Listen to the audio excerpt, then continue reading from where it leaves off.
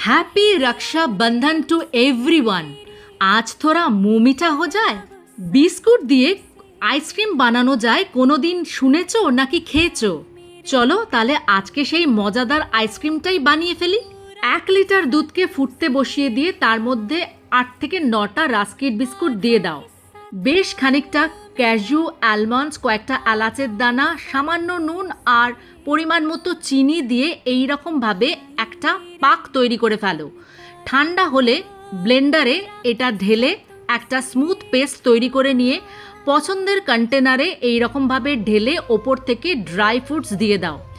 আমি আমার পছন্দের একটা স্কোয়ার আর একটা গোল কন্টেনারে এই মিক্সচারটা ঢেলে নিয়েছিলাম।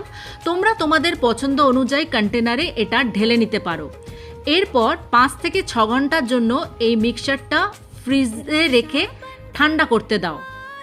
আইসক্রিম যখন রেডি হয়ে গেছে এই রকমভাবে বার করে নেওয়ার পর কেটে কেটে একটা বাটিতে জড়ো করে নাও। তারপর ওপর থেকে আরও কিছুটা ড্রাই ফ্রুটস অ্যাড করে দাও। ব্যাস, আমার রাজভোগ আইসক্রিম একদম রেডি টু সার্ভ। ওপর থেকে তোমরা তোমাদের পছন্দের বাটারস্কচ, স্ট্রবেরি, চকলেট যে কোনো সিরাপই অ্যাড করে নিতে পারো। আজকের এই স্পেশাল দিনে দাদা বা ভাইকে এই রকমভাবে আইসক্রিম করে দিলে ভীষণ খুশি হয়ে যাবে। টাটা।